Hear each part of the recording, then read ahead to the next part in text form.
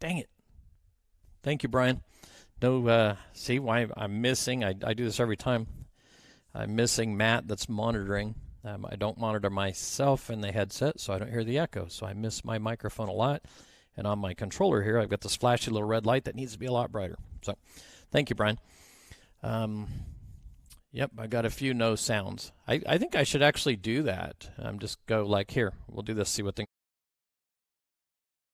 Hear me? No sound. Where's the sound? Gets everyone's attention. So again, what I was saying, we're going early here. It's the pre-show. I do it about 10 minutes till we go live. Traditionally, the Inside Draft talk show is Wednesday nights, but I have something personally that I'm going to do this week. I qualified for a big bass fishing tournament that we've been working towards all year. Similar to racing, you acquire enough points, and we qualified for what is called the TOC, Tournament of Champions. So I'm fishing that starting tomorrow through Sunday. So we didn't want to miss our rotation here, so I decided to do this tonight, Tuesday night. And Ethan Nascimento, the young star, 5150 junior late model star that really shocked everyone. We had a couple of 5150 junior late model drivers that really stood out last weekend. I'm going to do a full recap. We'll kick off the show.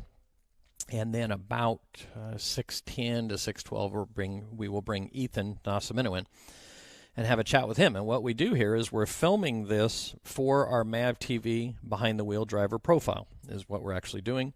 I've mentioned it before. We've been doing these for about 2 years. And we just decided to create a little talk show and let our fans and other folks jump in and see what we're doing. So if any of you guys are out there, if you want to ask questions, you can either do it on our Short Track TV, which I have a big monitor on the left here. Short Track TV is up so I can see the comments. I've got our Facebook post over here on the right, so you can make comments there, and or even ask questions. Could make it. I've got a list of questions. I adjust them. There's certain questions we have to ask for a driver profile. So how'd you get involved in racing? What town do you live in? How old are you? Things like that. But we kind of run these interviews all over the place to get fans to know more about these drivers. So if you have questions, certainly jump in, ask questions. It can even make it on the MAV TV program. We'll put a little bubble up there where the question came from. So if you got a question for Ethan tonight, make sure you ask it. Ethan's not in yet. Let's see here. I'll see him come up, and what we built is our green room. So what we did here, this is our production studio, which at the other end is my hot rod shop. So it's kind of a cool place to work, and I've got my editors here. Hello, Ethan. Can you see me there? Give me a wave if you see me. All right. So what we do here is at our Short Track TV studios, and this is where the guys work from and produce the MAV TV show. We film it at Madera, obviously, record everything there, and then we bring it back here and we do all the production work and all the editing. So we built this setup that we're working really hard to advance, and so we can do studio shows, and it'll get bigger where we've got guests actually in the studio. But it's a pretty neat setup. I've got 4 monitors here that I'm working with, and a lot of information. All I need, like I said, is a big flashy light up there that has my audio on. We may have to rig something there because I'm sure somewhere in tonight I'll mess it up again. I'll go over here and shut a graphic off here. So we're just warming up and getting ready to go. So at 6 o'clock we start the show, 4 minutes from right now. It's 5:56. We'll start the show, and again, what we'll do is I'm doing news and upcoming events, so a complete recap, about a 10-minute recap video of the 5150 Junior Late Model race from last weekend. Round number 9, championship night. Really interesting, very intense championship. And then also the Nut Up Short Track Shootout, 150 lapper, where Ethan was one of 2 juniors that absolutely shocked a lot of people. So we'll go over a full video recap we've been editing here today, highlight reel, and then as soon as I'm done with that, we'll talk a little bit about the points. We'll go over where the points ended up after that championship night, and then we'll bring Ethan in and do our interview with him, and you fans can help us if you have a question as well. So I'm going to get a couple of other things set up and ready to go here. Come back over here. Looks like Ethan's, he might be working on his homework. Is that what you're doing? Give me a thumbs up, Ethan. Are you working? Oh, he is. He's working on his homework. Looked like he's sitting at a pretty cool-looking desk right there. Couldn't tell, but he's one of our, I said a couple of years ago when I took a photograph of Ethan and Ken Clapp at a short track shootout, I think it was about 2 years ago. And we said Ethan's one of our younger drivers, that time one of our smallest drivers, but with the biggest personality. So he's quite a character, very likable individual, big smile, infectious positivity or smile that comes from him. So big personality. So it's going to be fun to interview Ethan tonight. We've had quite a few drivers on the show already, and over the last couple of years we've done driver profiles. We've got 3 minutes to go here before the show starts. We've done driver profiles. You'll see, I think Matt put, let me see who's in here, Kersey Young. So you'll see Kersey's driver profile, so it'll show you an example of what Ethan's will look like. Kylie Eath, we've done one on Kylie. She was asking a question a few minutes ago. We've done a bunch of these. But what we'll actually do is rotate through all of our drivers. We'll keep going right through the winter and rotate through pros and juniors. We're adding a lot of pros driver profiles to our MAV TV show right now. So you'll get to see a lot of that as well. So let me scroll down on the questions here. I've got to get these scrolling, or I miss a lot of stuff. Brian, you're good now. Brian's probably liking getting on to me about missing that microphone because I'm always, hey, Brian, the music's too loud. It's too quiet. Too this or too that. Twiggy G, when's the signups for the Pumpkin Smash? They start next Monday officially. Next Monday, the signups for the Pumpkin Smash. You can already, if you want, there's a text number that you can go to our Facebook page, go down, and there's a late model text. Just fill out Pumpkin Smash first, and then the driver name. A bunch of them are already entering right now. So, he's a great little driver, very big future. Oh, somebody talking about Ethan already. Yeah, big personality, great little driver. 1 minute to go, and then we're going to fire this show off and get our talk started and our recap and have a little bit of fun talking racing before I take off the rest of the week and have a little competition fill myself. So it looks like about 30 seconds. Davey Munoz. Davey's out there. Hi from Fallon. Hello, Davey. As I said, we're going bass fishing the rest of the week. TOC time, Davey. Pre-fishing, practice fishing Wednesday, Thursday, and then the registration, the event starts Friday, and we go through the weekend. So time for me to have some fun. Better hit the record button so we make sure we capture everything we've got with Ethan going tonight. So we've got it all ready for MAV TV. Almost ready. Clock's counting down.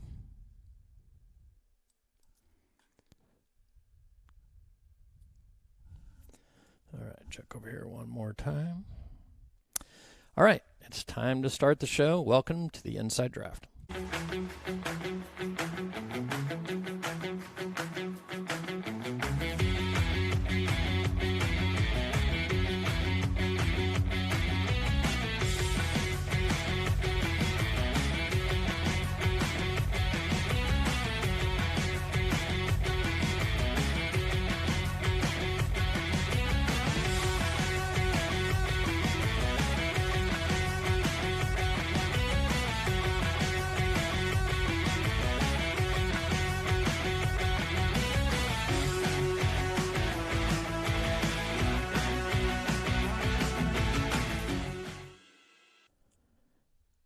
All right, I got my audio back on this time.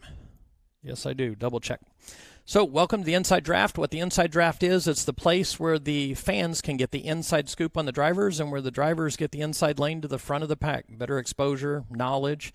A lot of what the show will evolve into is teaching this. I keep talking about this winter. We're doing 7 weeks here on the Inside Draft of sponsorship how-to. It's our marketing seminar that we normally hold in a setting at the Hampton Inn in the banquet room. This year we're going to do it right here on the Inside Draft, so everyone, if you've got friends, doesn't matter if they're racing with us or somewhere else, they can jump in and enjoy what we're doing. We also do tips and tricks. Tonight the show will be all about a highlight reel of last weekend. It was our biggest weekend of the year, probably one of the best events that I think we've ever had at the Madera Speedway, and a just incredible night of short track racing. Huge display of high-quality racing, great talent. We'll go over that right here in just a second. And then we'll bring Ethan Nascimento, one of the stars that really stood out from last week. We'll bring him in and do a behind-the-wheel driver profile so we can get his interview set up for MAV TV for the guys here to start working.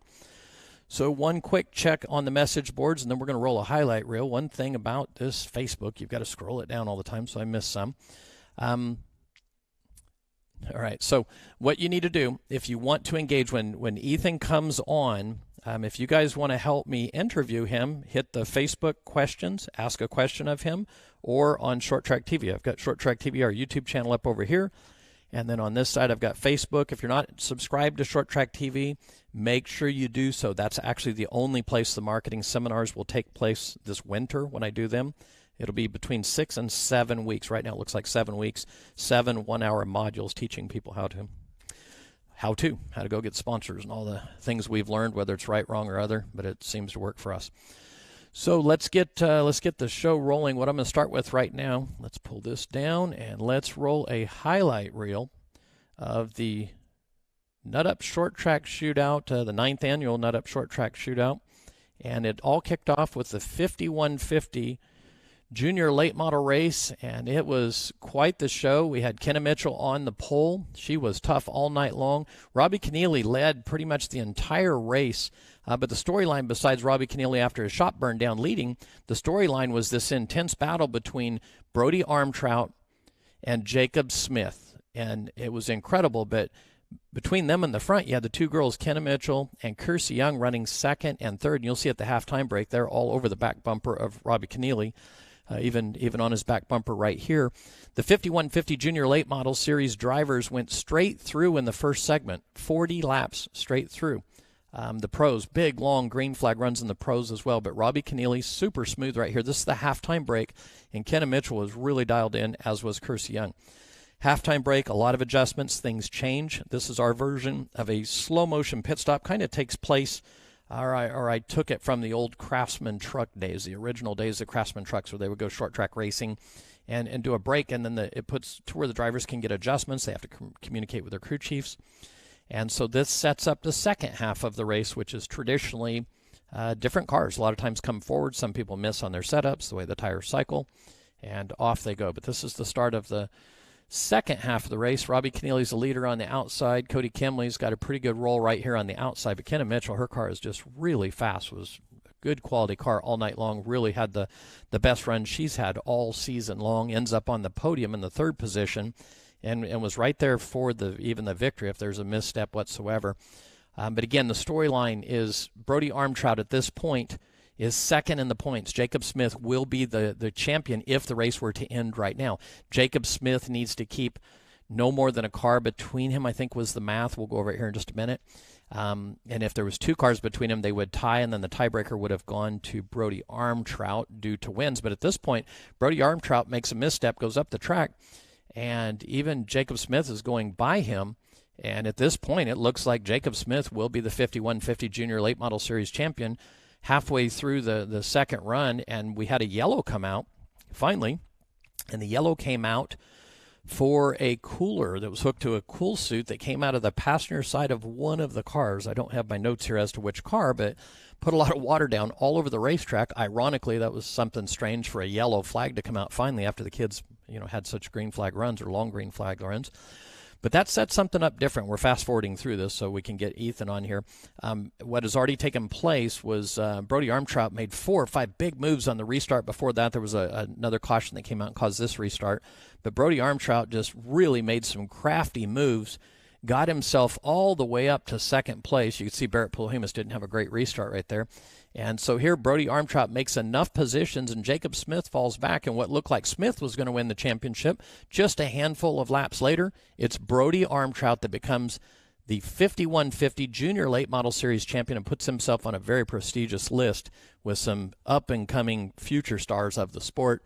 But the big storyline right here is Joey Keneally picks up his first win after their shop burns down, loses the car, and it's a big victory for Keller Motorsports, actually 2 in a row on MAV TV. Kyle Keller picks up the first victory, race before round number 8 in the pros. Now this is a Keller Motorsports car, and they weren't finished yet because it's the 9th annual 150-lap, $10,000 to win Nut Up Pro Late Model Series race that's rolling off right now. And if you haven't heard the news yet, you're going to see it here shortly. Kyle Keller adds to that victory, and they become the first team to win the juniors and the pros in the same night. Ericsson came very close to making that happen, but Keller Motorsports made it happen right here. So this is the original start. Seth Wise, very strong.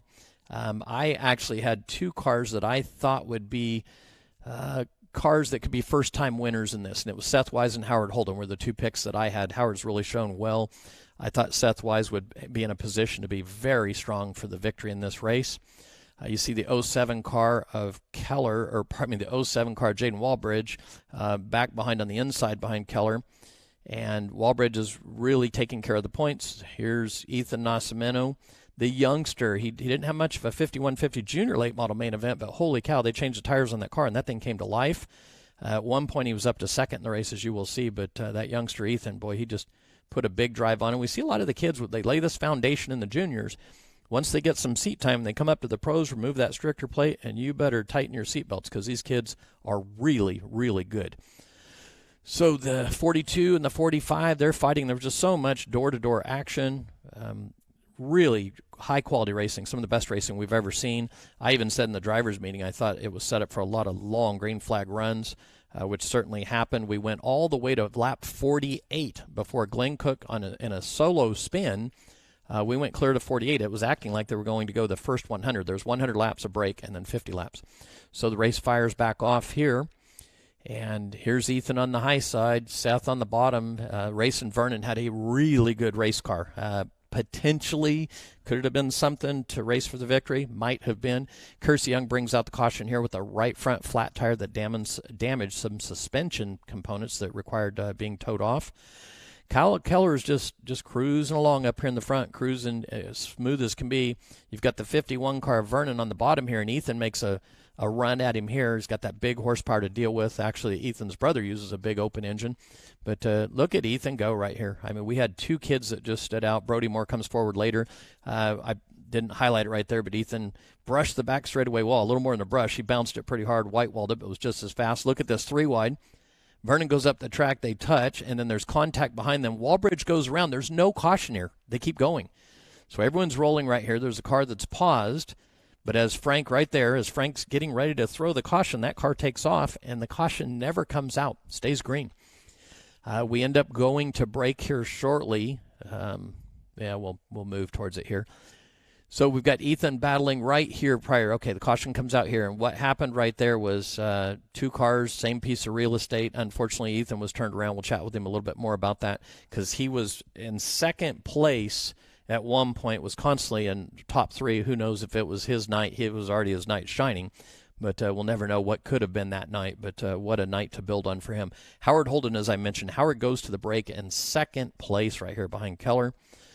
You've got Seth Wise at the break. Some of the commentary from Seth at this point is our car is really good. I'm just riding.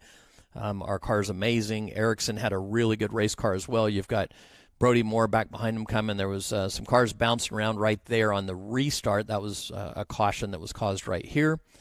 Cars just spun around, got them rolling again very quickly. I think it was, Barrett Pohemus got turned somehow, and he and Jason Aguirre made some contact, damage his car. Jason was out of the race. This is the next race restart, and we're off and running, and Howard Holden with two really, really good restarts. And unfortunately, the restart before that was pulled back because of that caution. Howard had a big run. You'll see a little bit later, Howard was he was really good on the restarts. That lower groove traditionally is not as fast as the higher groove. You'll see a little bit later, Matt Erickson had some trouble getting going, and on his restart, we thought he might take a shot. Seth Wise right here into the side. He and Howard touch, and Seth is trying to move into second at that point. Might have been a potential race winner, was a very good race car. The commentary on the radio, he was saving his car, but that pretty much took him out of play. He works his way all the way back to fourth.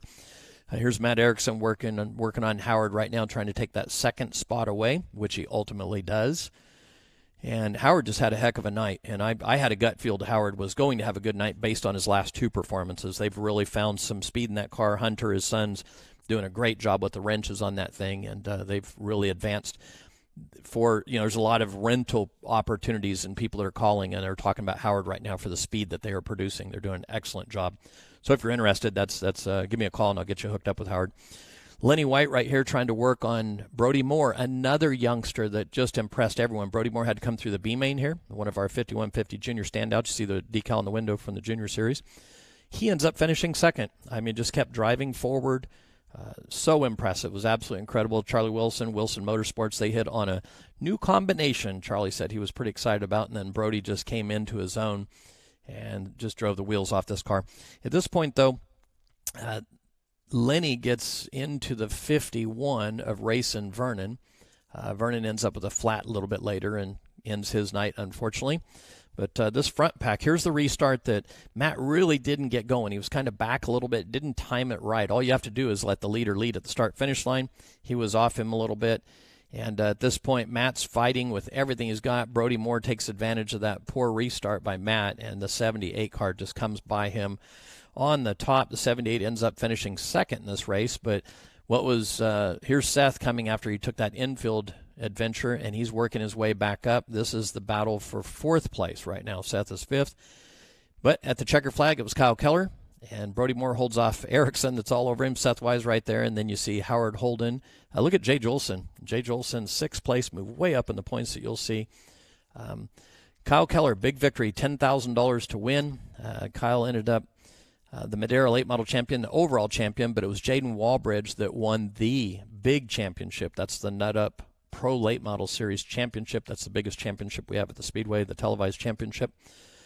And it was impressive to say the least. Kyle Keller, just smooth as can be. You know, there was a lot of great racing, green flag runs, a lot of hecticness behind him. Seth gave him a hard time. I didn't get to show all the clips or would be here all night. But Seth made several runs on him early. But other than that, he just kind of sat out there and stayed smooth and saved his car while everyone else was doing everything they could, battling each other behind him. Let's see. We saw Robbie Keneally. I'm going to go ahead and stay with us for a second, even though we need to get moving here. Robbie Keneally took a pretty big bath. So those boys at Keller Motorsports, I think they were pretty clean and not sweaty at the end of the night. And you're going to see what happens here. Kyle Keller gets out of the car, and he is absolutely watered down, we'll call it. But what a victory. $10,000 to win victory. Adds his name to the list of a lot of great drivers that have won this race. Wonderful night of racing, some of the best competition I've ever seen. A lot of door-to-door battling, just absolutely fantastic stuff. Okay, so let's go over the points right now, and then we'll get Ethan in here.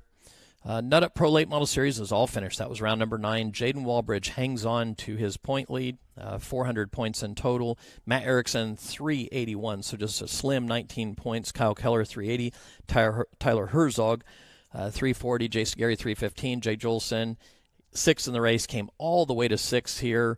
Howard Holden came all the way forward to 7th. A lot of movement in the points.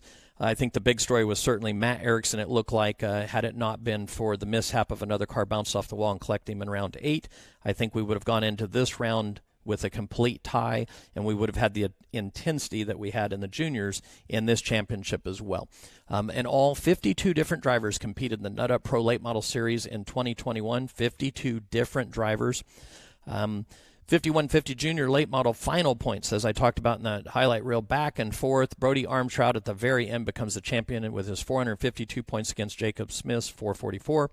Barrett Polhemus jumps up to 413. Ethan Nascimento back to 4th with 402, and Kenna Mitchell rounds out the top 5. Robbie Keneally comes all the way up to 6. So really interesting battle there, very intense. It was just something else. You could just feel the emotions. You could feel the energy.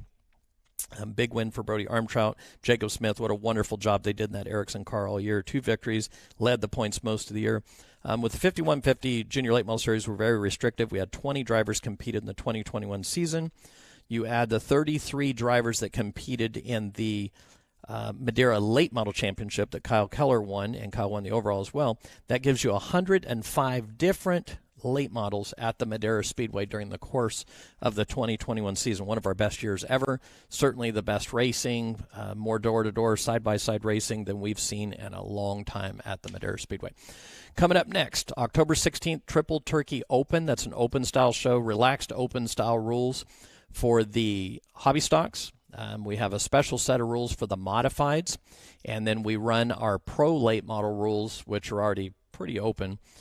So our Nut Up Pro Late Model rules for the Triple Turkey, and then we add the Challenge Cup. So it's 4 divisions, October 16th, and then October 30th, we finish the season with the Pumpkin Smash. You can send your entry in for either one of those. It's a text number that you send in. So you can do that and get it rolling. Okay, so the heart and soul of the show, what we're doing right now, it's the part of the show where we do the behind-the-wheel interview, and the fans get to engage. And it's the behind-the-wheel interview that we do that becomes a 2-minute segment for MAV TV. Let me see. Matt my editor here put a piece in. We try and show you something you'll see what the finished version of this looks like. So what Ethan's parents will do, they'll get, and family and whoever can produce pictures, video clips, things. They'll start putting them on a thumb drive for us. We'll bring it in the studio, and then this is what his finished piece will look like, and we'll be right back with Ethan. Driver profile.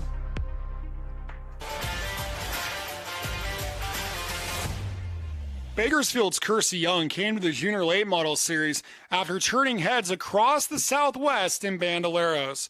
Many of the top junior late model drivers, such as Austin Edwards, Diesel West, Haley Deegan, and Ryan Vargas, starred in Bandoleros, and Kersey hopes to be the next to visit Victory Lane after coming out of Bandos. Kersey has some of the most asphalt experience of anyone in the Junior Late Model Series, transitioning from junior mini dwarfs to senior mini dwarfs to Bandoleros and into junior late models. Here comes Kersey Young. Kersey Young, the points leader in Bakersfield, who has 2 wins here at Madero. Sliding out turn 4. Can Kersey Young hang on and win this thing? This time around, we have 3 laps to go for Kersey. Kersey Young will be in the junior late models next year. They have a car in hand. But out of turn number 4, the girls are going to rule and the boys are going to drool as Kersey Young wins the Bando portion of the Bando versus the Mini Cups. Yeah, this is your 3rd win this year, so it's been a great season at Madero Speedway in this car. Yeah, it has. I mean, we were coming out here and the car wasn't perfect, but we were still fast. Her 2018 Bandolero performances on MAV TV set the stage for high expectations in the 2019 Junior Late Model Series. Those expectations were met by some hardships as her family-run team tried to compete in the tough series. Time's running out for the leaders here with 9 to go. Oh, Edwards is super loose as well. And Kersey Young got a couple Bando wins last year, so talk about our ladder system working here as a couple kids from Bakersfield who came out of the small cars and man. Kersey Young, this is a very improved Kersey Young. Even in these early laps, Stephen Blakesley looking into qualifying and practice today. Big leaps and bounds from Kersey Young this year. All right, so that's what the finished driver profile will look like. Something along those lines will be obviously quite a bit different with Ethan. And right now it's time to get this show rolling with Ethan. So let's roll a little clip. I haven't even seen this yet. Matt put it together, a little intro piece that he started working on, and then we'll insert the rest of it. Driver profile.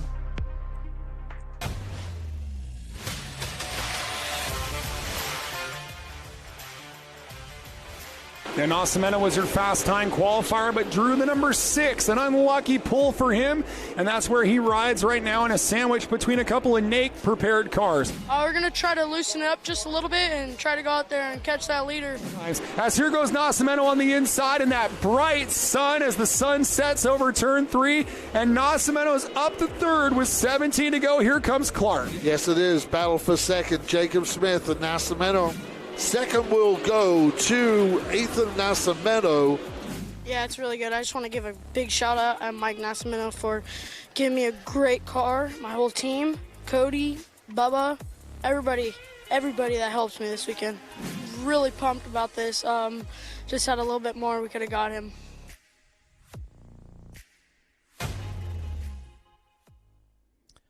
Well, it's time to welcome Ethan. How are you doing, Ethan? Good, how about you? Doing real good. You having a good evening? Yeah. What's your thoughts of, first of all, let's just jump right in. I want to know what your thoughts are on this past weekend. You were crazy impressive. You and Brody Moore. Brody ended up 2nd. You were way ahead of him at that point. Give us a little recap from your perspective. What were your thoughts on the race weekend?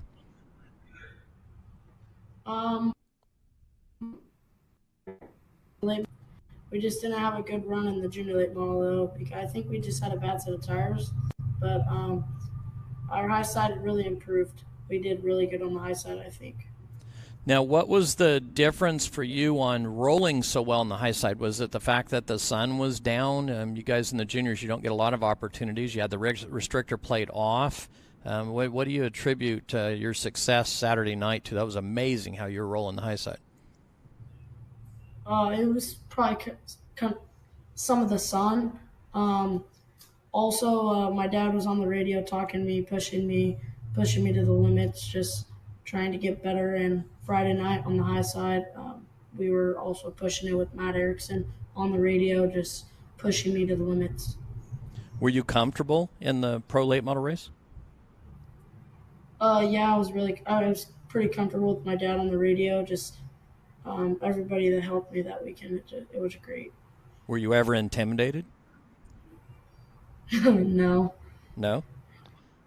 I mean, to me, it looked like you guys were there on business. You were thinking not just have an impressive run. You guys were thinking about winning that race, is what it looked like from the outside looking in, the way you were running. Yeah, I thought to myself when I was running the junior late model race, I was like, we're not going to push this. I mean, I'm going to save all my time for the 10 grand to win. Try to do what Eric Holmes did 3 times in a row. Yeah, and with your team's already won that race, that would have been, number 4 for your team if you'd have picked it up, and you were certainly in a spot to do so. Tell me about that before we get rolling in the interview here.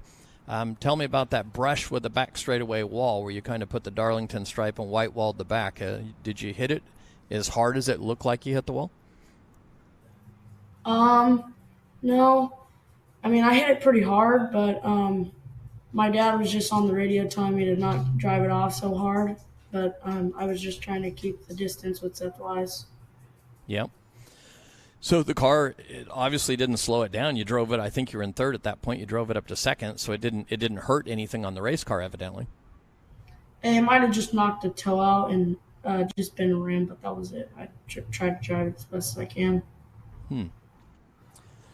So let's get this interview portion started. You know what we do. The interview ends up becoming a 2-minute piece on MAV TV, sometimes 2 minutes, 30 seconds. It'll be in one of your 5150 junior races coming up. So we just kind of have some fun. And again, fans, anybody out in Short Track TV land or on YouTube, Short Track TV land, or on Facebook, go ahead and toss in some questions if I miss something or there's something of interest you'd like to know. Let's see. The tracks. Okay. That's a good question. Well, we'll just start right there. Some guy named Ethan Nascimento has a question for you, so we'll start with his. How's that?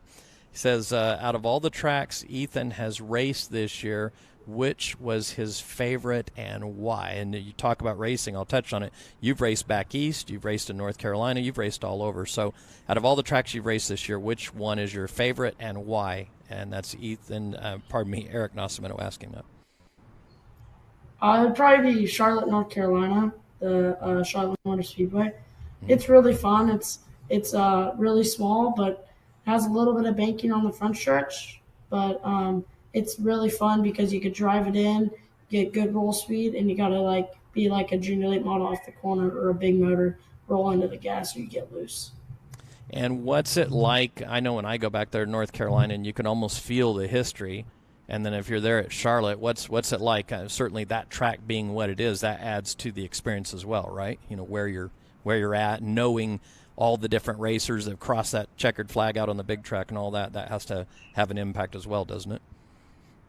Yeah, it helps a lot because when I'm shifting, being on their bumper, it helps a lot with my racing back here on the West Coast. So how long will it be before we see you racing in the Coke 600 at the Charlotte track or an All-Star or some type of race like that? Hopefully when I'm 18 in 4 years. Hopefully when I'm at least 18 or above. Mm-hmm. Other than racing, what hobbies do you have? I like to play basketball a lot and baseball. Basketball and baseball. Which one's your favorite of the two, basketball or baseball? Basketball because it's more active. I'm running a lot. Mm-hmm. Do you like team sports? You like the team aspect or more individual? More team. What's your favorite food? My favorite food would be probably tri-tip. Tri-tip. Now we're talking. I just barbecued a good tri-tip Sunday night. What's your least favorite food? It's got to be sushi. Is that something you were forced to eat or just something you tried once or you've had to have it multiple times? I tried once and I just never had a feeling for it. That was it. Okay. All right. What's your favorite color? It'd probably be pink. Pink. What's the worst color there is? Yellow. Yellow. Okay. And you guys have a lot of black and yellow in your race cars too, huh? Your brother's car, right? Yeah, we do, but it's kind of my dad's deal. It's his business, and gotta let him do whatever he wants. Speaking of your brother, we had a question that I had text into me.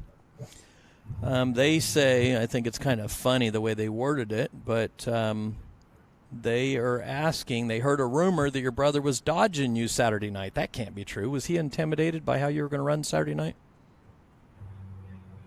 Yeah, he was really surprised in me. He thought I wasn't going to do good, but I showed him what I could do, and hopefully when he comes out here, I can beat him. Watch out, the little brothers are tough. That's what Kurt Busch says all the time. So what'd your brother say to you when you first got to talk to him after he saw what took place? I'm assuming you probably watched part of the live stream or saw it. What did he say to you? He just said, I'm really surprised with you. You had a really good run. Just sucks that you got in the accident. Yep, that was a terrible way to end what a story was developing right there. All right, we got another question. We'll bounce over. Dan Myrick, who is your favorite Cup driver? Dan wants to know. Kyle Busch. Who's your least favorite driver? I want to know. Least favorite Cup driver. Probably Cody Ware. Okay, least favorite. How come? Because he's just kind of always in the way when they're lapping. Why is Kyle your favorite Cup driver? When I was younger, I always used to like him because he was always in M&Ms, and I loved M&Ms, so that just became my favorite driver. If you could pick any Cup driver that you would like to be the most like when you become a Cup driver, assuming that's what your goals are, which driver would you like to be the most like of all the Cup drivers? If you could, from the way you drive, your image, the car you drive, which driver would be the one you'd like to be the most like? Probably Kyle Larson because he drives dirt and asphalt and he's good on both. That's a good one, and he could be one of the best all time. I like his kind of easygoing, loose personality, and just as smooth as can be, even out of the car, just really relaxed, and it's a good way to go racing. Looks like he has fun all the time. What's your favorite music? Probably be country. Country? You have a favorite song? No, not really. I just like to listen to just anything that's on the radio that's involved with country. What's your least favorite kind of music?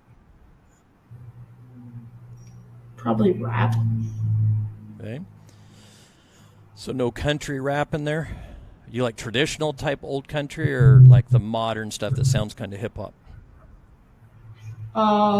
The traditional stuff, the older stuff. Yeah. What makes you laugh the most? Is there anything that makes you smile and laugh? Whenever my dad tells me we're going racing. That makes you smile the most. Do you guys have a lot of fun when you go racing? Yeah, it's fun with my dad and my family. We love going racing. Mm-hmm. Now, tell me about when you raced in Charlotte. Did you guys drive back there and then leave the car there and then fly back and forth, or was it all just flying? Or tell me about the traveling to and from back there. So we were there for 2 months.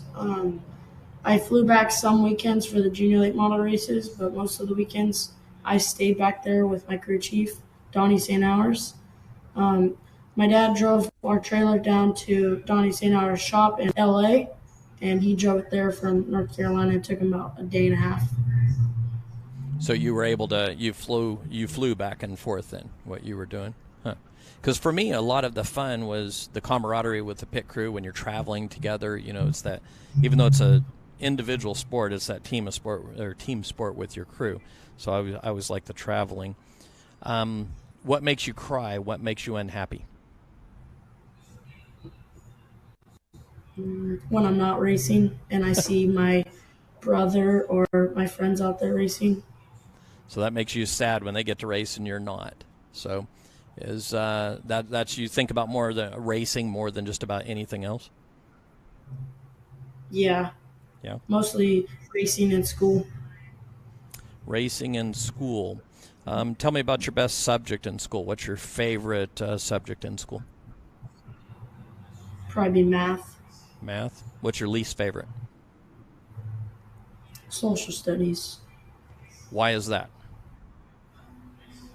because you're always having to read and look up nature stuff. What do you enjoy the most about math? You have to find out its ratios, its division, its algebra, just all kinds of that stuff. And what in math is math the thing that's probably the most important to your racing, do you think? And what in math do you apply or helps you with your racing? I think it would be probably math because it's strategy-wise to save your step. Maybe go 50% the first 50 laps, and then the rest of the 50, I just go 100%. Do you ever work on your car and scale your race car?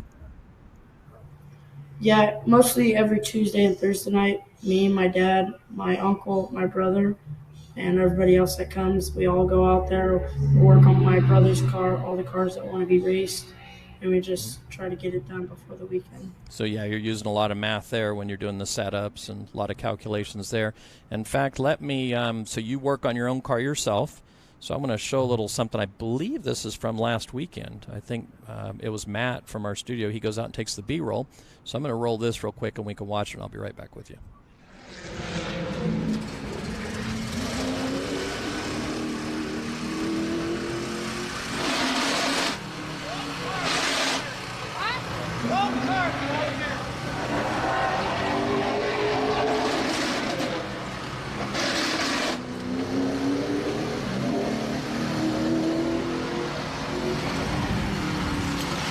You're the mechanic and the driver? Wow, look at that.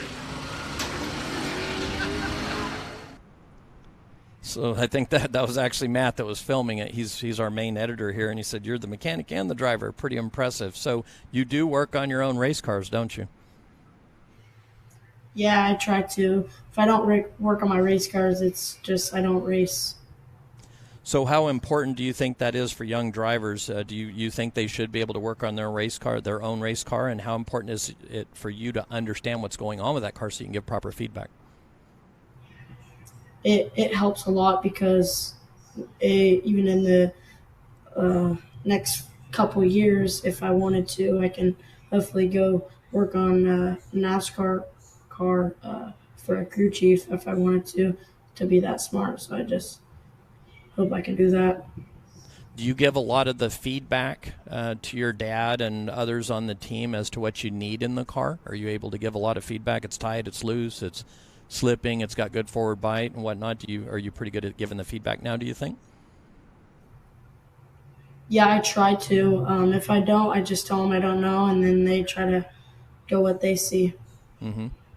Yeah, I think it's really important to understand, and for the kids, one of the biggest pieces of advice I give parents as the new kids are coming in is teach them to work on their race cars.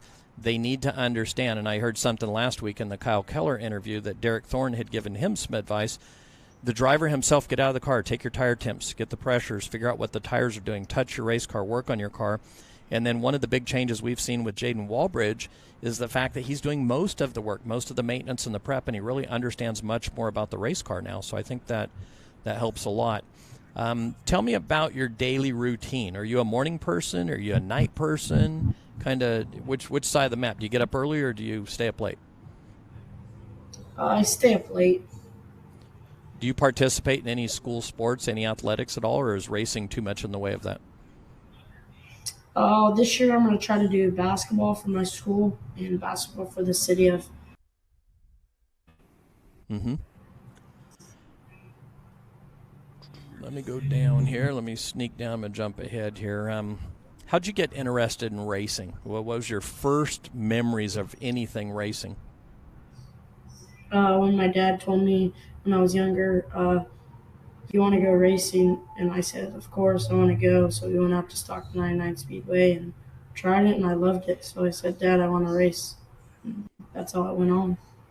What's your first memories of your brother racing? My first memories was when he was in Reno and he won his first HPV race. How old were you when you ran your first race?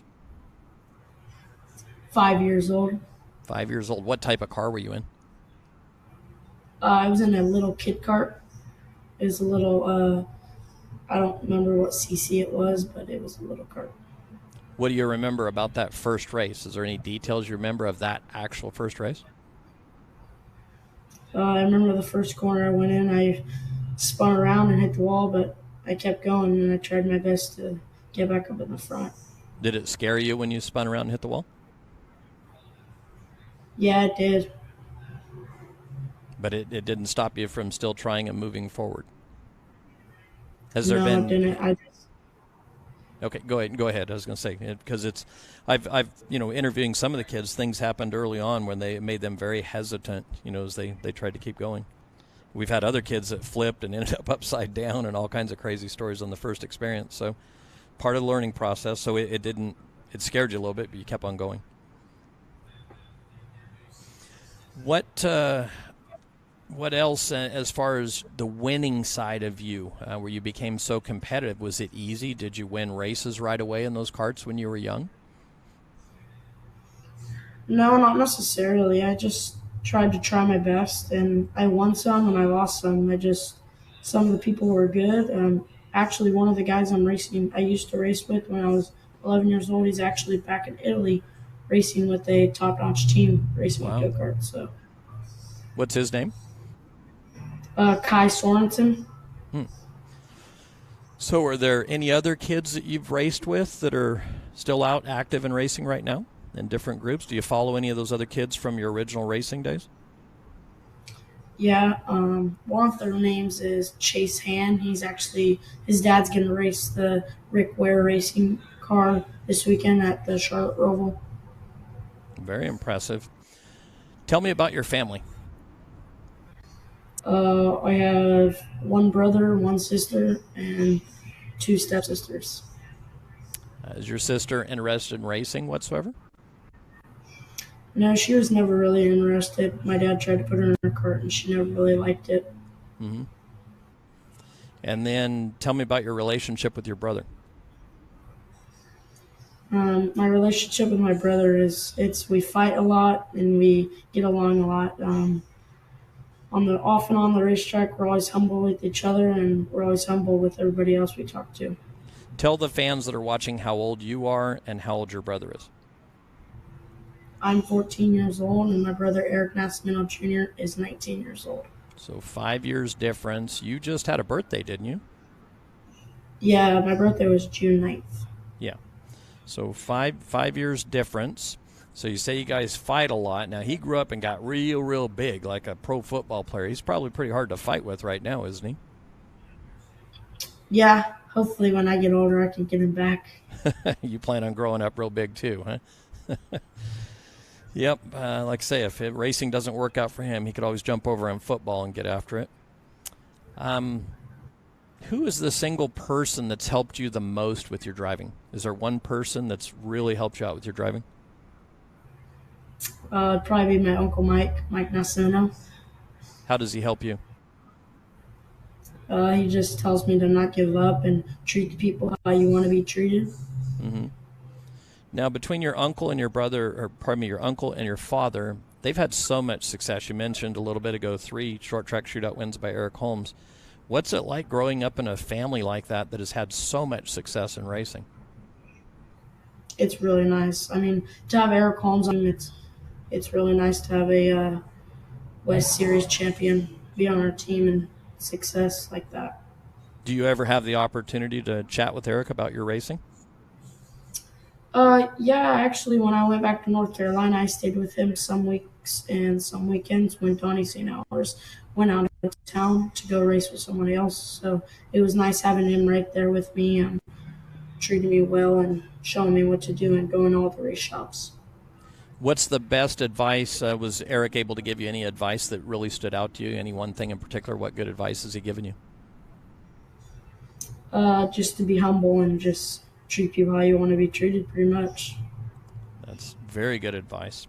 So yeah, I think you've been very lucky to grow up in the family that you've grown up in. Let me jump over. There's a couple of questions coming in here.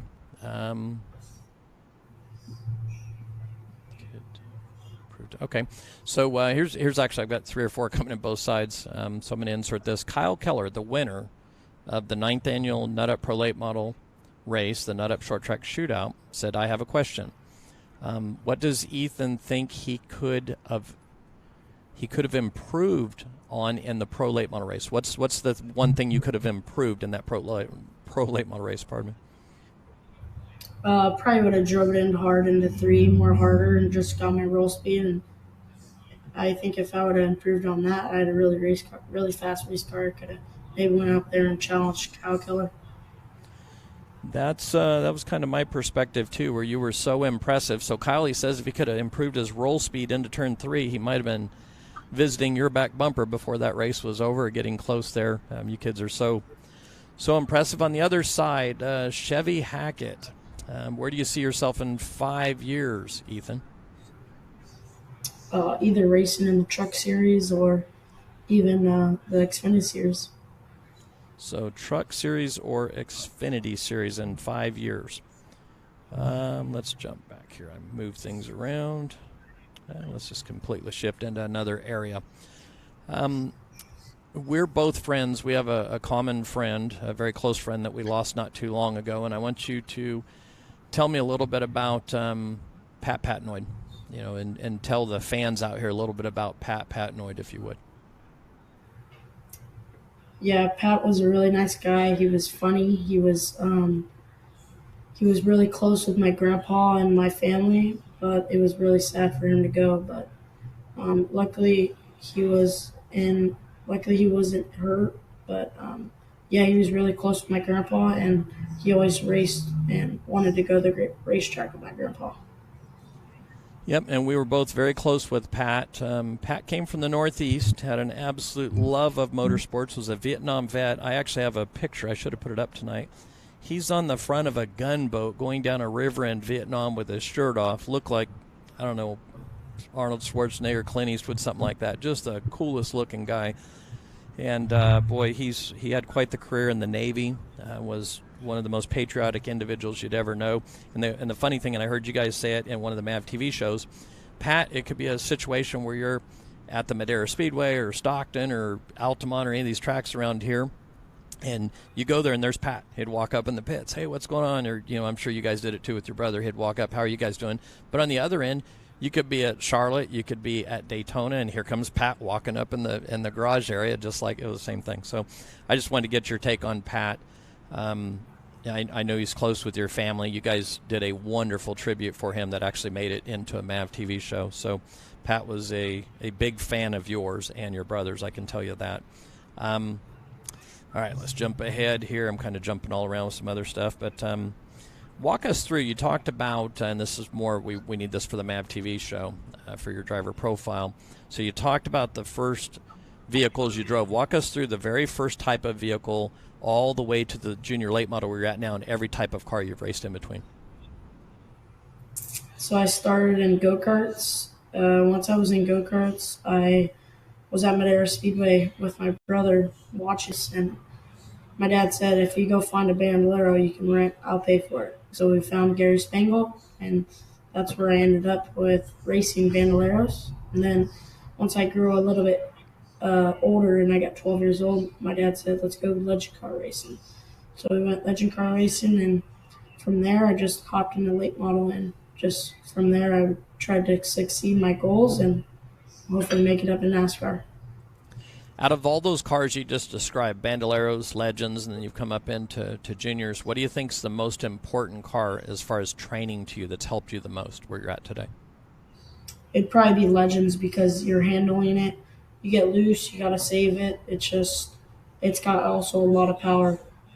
So pound for pound, and even talking with Kurt Busch or, Kurt and Kyle came up running legends, as I'm sure you know. And Kurt talks about, how pound for pound and how racy those little cars are. They're a handful, and those legend cars produce a lot of great race car drivers. So you think that legend car, that driving that you showed us on Saturday night, so a lot of that foundation was laid in your laps in those legend cars? Yeah, I think so, because in that car, if you hit a wheel, it's kind of like it's a if you hit a wheel, and you might go on the wall or you might save it. It's it's really complicated. And I also ran 34 legend car races this year.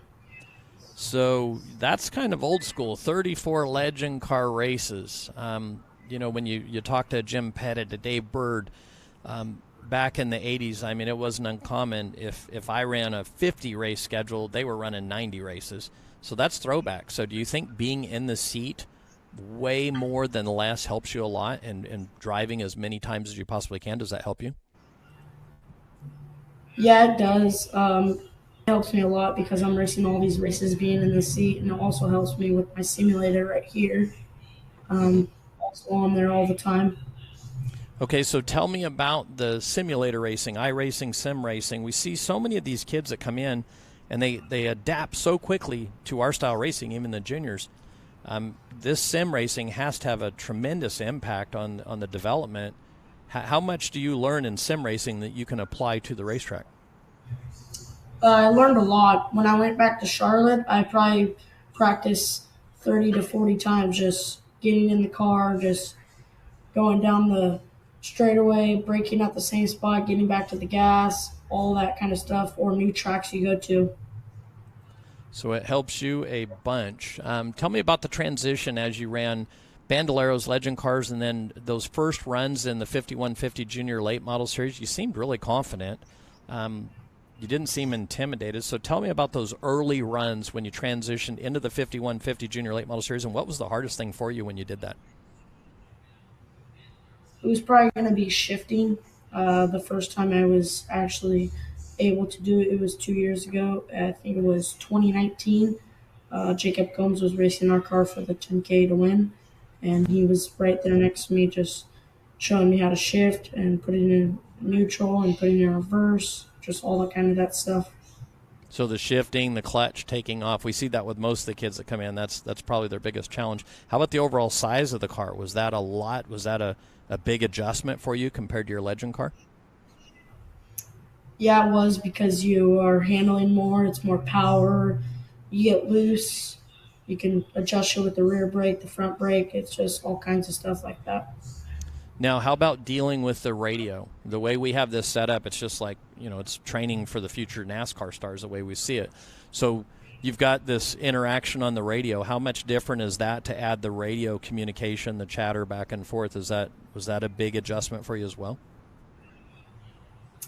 Yeah, because when I was in legend cars, I think right when I started, they never had radios. I had to wing it by myself and use my mirrors, so I had to adapt to it. How hard is it for you to give, you go to the halftime break in the 5150 Junior Late Model Series, you've got 10 minutes where you can change anything except for the tires. Is that difficult to give the feedback to make the adjustments, or how have you been able to adapt to that part? Do you give a lot of feedback at that point? Yeah, I try to give a lot of feedback. My dad's always telling me 10 to go. It's 10 to go. Try to think about what's going to happen at the break, see what you're going to tell my crew chief, Uncle Mike, stuff like that. What do you struggle the most with in racing right now? What's the single thing that you struggle the most with? It'd probably be passing and trying to learn how to not dive bomb, get them off the corner. Mm-hmm. What do you think is the best thing you have right now that you've learned to do? You were so fast Saturday night. What's the one thing, if you could point to, why were you so fast and so smooth and not intimidated? Probably for the roll speed and having more roll speed in the corner so I can get back to the gas a lot sooner. So describe that a little bit more for the fans that don't know what roll speed is. When you say having more roll speed and you're very good at it, describe what roll speed is. It's just try to be on the brakes for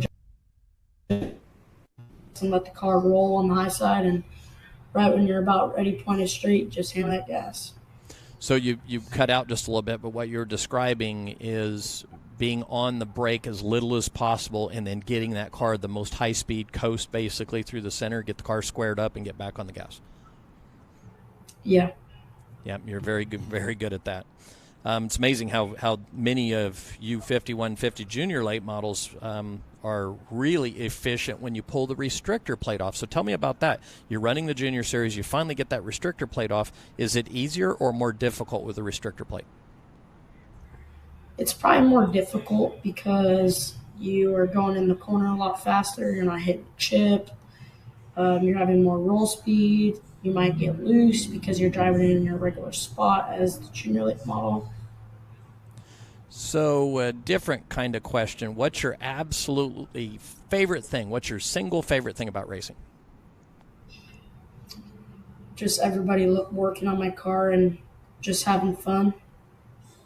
What's it like when you go out there and you have a really big run and everybody comes up to your car even before the window net's down to see all those smiling faces right outside the car? What's that make you feel like when that happens? Just makes me happy and sad for all the work and tears they put in this car just to make me this fast. Yep. A lot of effort goes into these race cars, a lot more than people that have not worked on them realize. Do you have a do you have a nickname? I was making a hiccup there. Do you have a nickname? Yeah, they usually call me in Legends Nasty. Nasty. How'd you get that nickname? It was from when my dad put an R when I was racing legend cars, and all the people back east and west always used to call me Nasty because it was on my window. That's a little bit intimidating then, a driver named Nasty. You think you're going to be a little rough with everybody. All right, so Nasty's the nickname, and we see how you got it. Let's go down the list here a little bit more. I'm jumping around here a bit. Who crew chiefs your car right now? Mike Nascimento. Okay, and so having a family member crew chief your car, how's the relationship when you're racing? Are you the driver or are you the relative? Is it real businessy or is it still very family? It's business mostly. It's not trying to be favorite. It's just we got to get to business here and we got to try to win this race. Can they be very critical of you if things aren't going right or you need to make adjustments? Are they very quick to point that out and try and get you to make those adjustments? Yeah, they are. They try to get me as fast as possible. My uncle and my dad just wants me to win. So are you able to take that constructive criticism and apply it with no emotions and say, all right, I trust them, this is what I have to do? Or sometimes when they criticize you or try and get you to adjust things, does it bother you? Not really. So you're able to accept that, move forward. And I've always thought the best race car drivers are the drivers that every time they go to the track, they want to improve. Every time they go back there, they want to be better, a little bit better than they were the last time. And with you kids, I mean, in one season, you guys and gals can develop what we see adults take 5 years to develop. You guys learn so rapidly, so it's really impressive to watch you kids come along. What has the televised series meant to you, or anytime you get on a big live stream or TV? Are there people that recognize you or know you from outside the area when you go somewhere else if they've seen you on TV? And what does television mean to your career? It tries to mean a lot because when I went back east, I was on NBC Sports, and my dad tried to watch it, and he always loved to watch me, and just helps for all my sponsors because when they live across the country or in a different state, they can also watch it for the free live stream on YouTube. You bet. Now, you mentioned your sponsors. Tell me about all of the folks, the companies, who helps you guys out, because it's a big effort you guys put out. Who are your sponsors? All-Star Moving and Delivery, Skip Co-Welding and Industrial Supplies, RJ's Paint Shop, Scott Conway Racing, my dad, my uncle, my brother, all the people that spend all the time in the shop working on my car. It's a great group of people behind you. What were your goals coming into the 2021 season? We just finished the championship. You finished fourth in the points. What were your goals, and what were also your biggest challenges during the 2021 season? My goals were to try to win a race, but I didn't get that. Hopefully next year we can do that.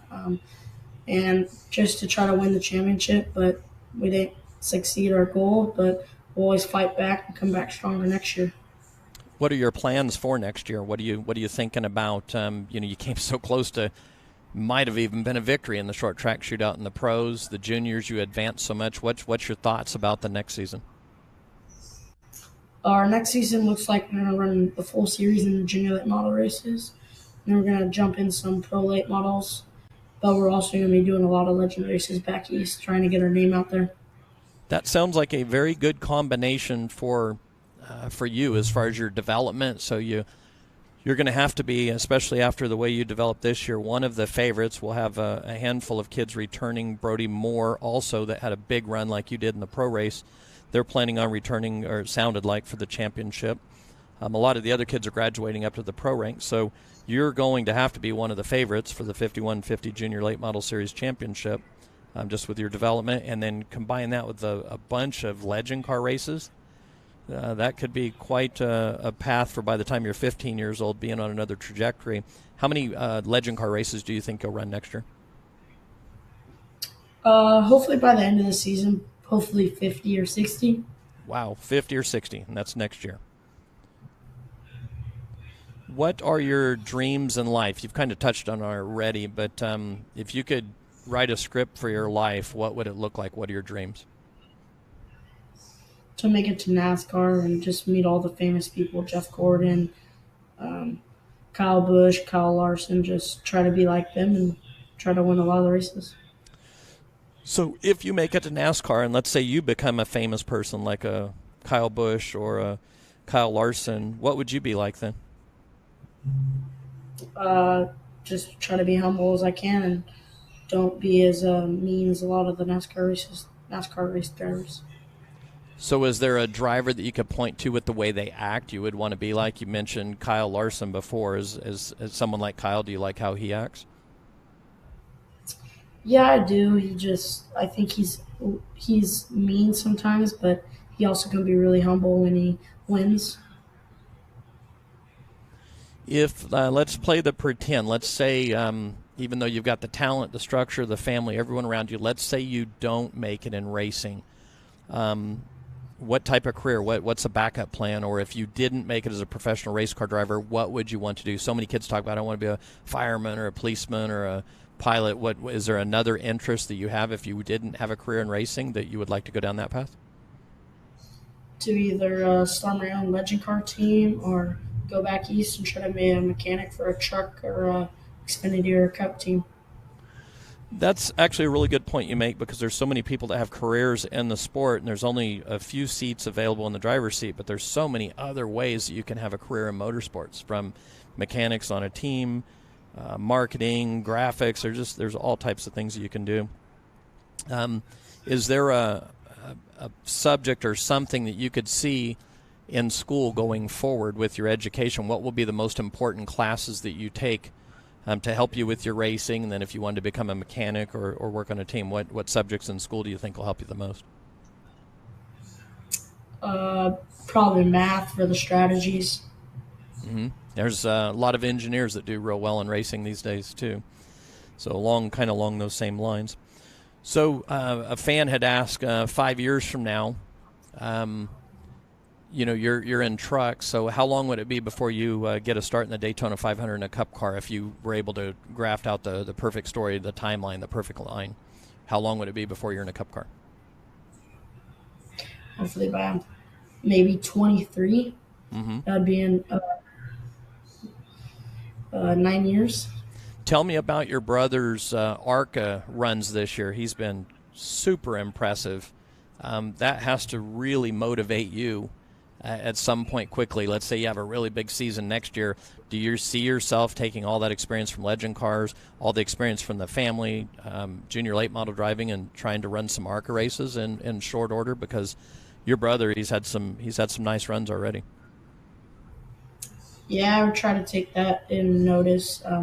Maybe if I win the championship next year and win a lot of races, my dad would give me the option to run the ARCA Menard Series in 2023. Mike Doss has a question for you here. You ready for it? I don't know if you're spying on it. Have you seen it yet?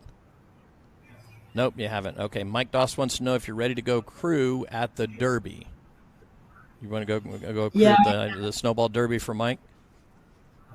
Yeah, when I was back there in Charlotte, my teammate Jake Bowman, who races legend cars with me, he was going to race a pro truck at Pensacola, and my dad said, you guys want to go? So I went with Jake, and from there I worked on Jeremy Doss's car, and by the end of the weekend, Mike Doss asked me if I wanted to come to the Snowball Derby with him and crew the car, and I said, of course I want to come. So December 22nd and 23rd, I will be out there in Pensacola helping Mike Doss and the Doss crew. And I think that's excellent. One thing I would give advice to any young drivers: gain all the experience you can. Volunteer. Kids even. We had some new kids at the Speedway the other day that are coming into the junior late model program next year, and so many questions. And go volunteer on a team. Get out there and get your hands on the car. Work around the best teams you can, and just volunteer. Do anything and everything you possibly can. Show up at the racetrack, even your local racetrack, and volunteer if you want to be involved in the sport. Kind of earn your way in there. So yeah, that's going to be a wonderful experience for you, and the family you're around, the more experience you can gain. The top-notch teams and drivers, the winning folks, figure out what they do, emulate what they're doing, and would be big advice. What advice would you give?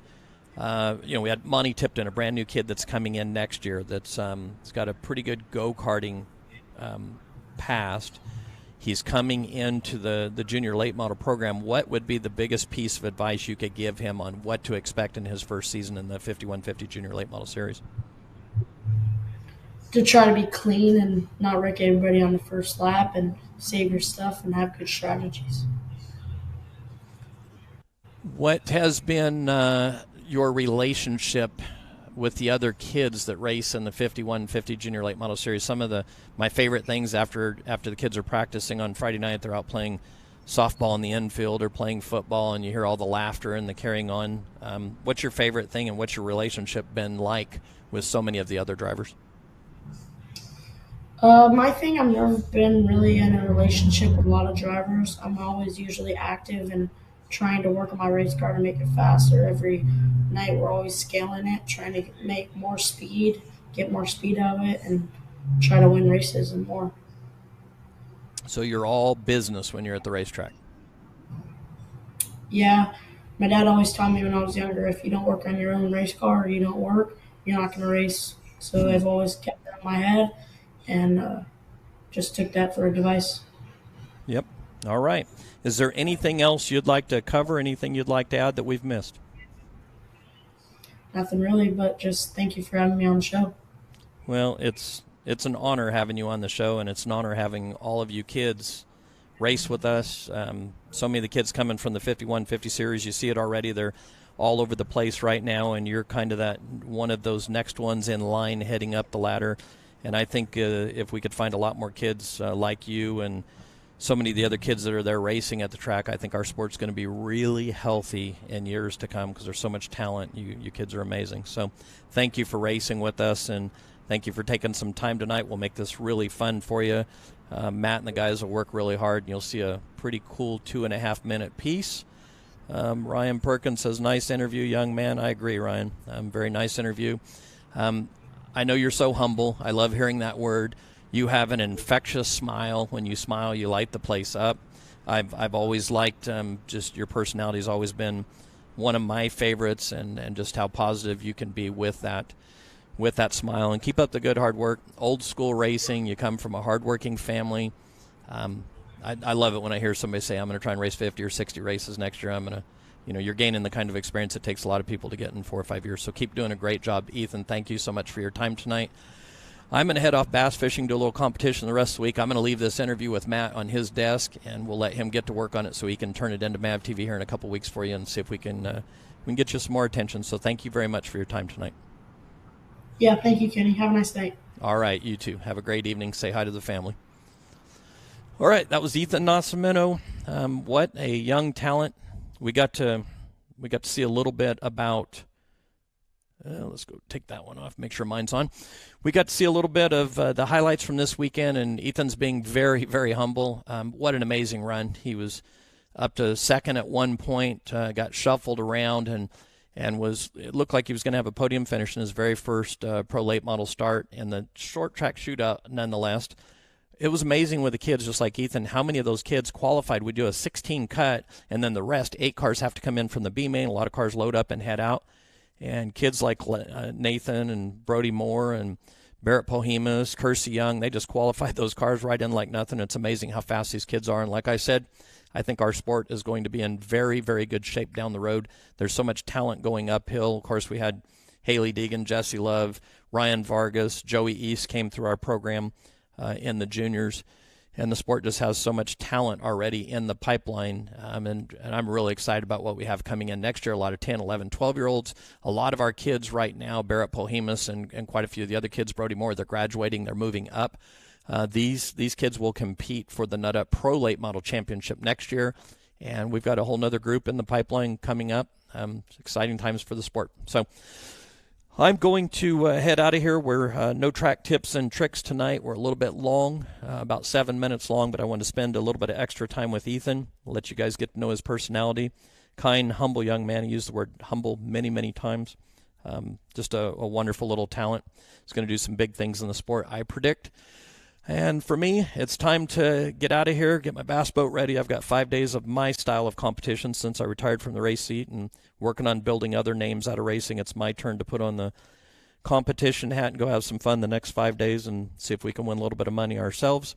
So for all of you on Facebook, thanks for watching. All of you on YouTube, thank you for watching very much. Our next race will be October 15th and 16th. Ron Hornaday's coming out with Landon Lewis. We've got a nice entry list right now. Any of you that are interested in entering that race with a pro late model, so not a pro late model rules, entering with a pro late model, or with the modifieds or Challenge Cup or the open hobby stock, you can hit the website. There's an entry right there. And that'll be a lot of fun in that race. Next Wednesday night, we will have Jeffrey Erickson on. We're back in our normal time slot on Wednesday night. So with the Inside Draft, we'll have Jeffrey Erickson on. So next time we'll talk will be next Wednesday night. I hope all of you have a wonderful weekend. If you're anywhere out there in TV land, make sure or anyone watching us from outside, make sure if you're not doing anything else and don't have vacation plans or something, hit a short track somewhere near you and support the sport we love so much. So thank you guys for joining us. Have a wonderful week. Have a great weekend. Good night.